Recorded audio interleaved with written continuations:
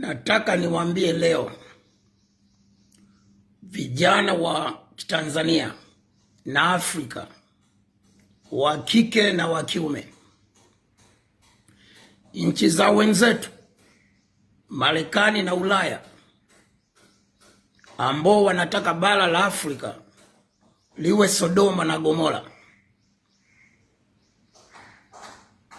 Wenzetu, mtu yoyote ukimwona anaingia kwenye Usodoma na Gomora, si kwa sababu anataka gari, si kwa sababu anataka iPhone 17, si kwa sababu anataka chakula, mavazi na apartment kali ya kuishi, si kwa sababu anataka TV inchi 100, si kwa sababu anataka friji kali la kisasa.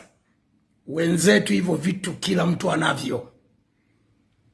Ndio serikali zao zilishahakikisha watu wasiwaze hivyo vitu. Na ndio maana unaweza ukaacha simu yako ya milioni 3 sehemu na hakuna mtu wa kuichukua, tofauti na huku. Wanawake wanapigwa miti kwa sababu ya iPhone. Wanaume wanapigwa miti kwa sababu ya kulala pazuri, kuendesha gari zuri. Kwa wenzetu hata Bamedi anamiliki gari.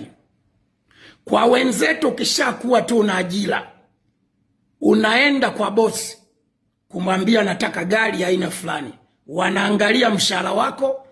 Tayari kampuni unaofanya kazi na kudhamini kwenye kampuni inayouza magari, kama inauza simu, kama inauza friji, kama chochote, sofa set unayoitaka wewe, kampuni unayofanyia kazi na kudhamini, na unakuwa unakatwa taratibu kwenye mshahara wako. Na mpaka hivyo vitu, mpaka TV, mpaka radio, sijui nini, unataka friji, vina bima. Ikiharibika unagewa jingine. Kwa hiyo wenzetu, ndio maana mpaka ni mwanaume anataka kuwa mwanamke, anajisikia kutoka moyoni, si kwamba hana pesa ya kuishi, si kwamba hana kazi. Mwanamke anataka kuwa mwanaume, si kwamba hana maisha. Lakini Afrika mnapigwa miti mpaka mnajinyea sababu ya kuvaa vizuri, kulala pazuri, kutaka gari zuri.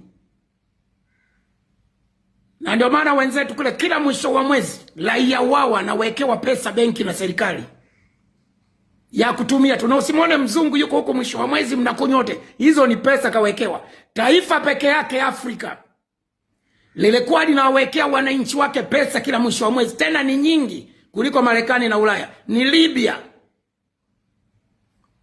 Hilo Mali Gaddafi, na mpaka leo wa Libya wanamlilia.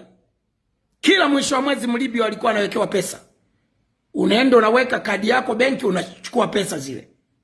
Kwa hiyo wenzetu hawafanyi ushoga na usodoma na uchongodo kwamba hawana maisha. Ila huku mnafanya kwa sababu ya tamaa. Na wanawadanganya hili ni jambo la kawaida, wakati sio jambo la kawaida. You better watch your back. Mambas 24, we live your life, man, under God.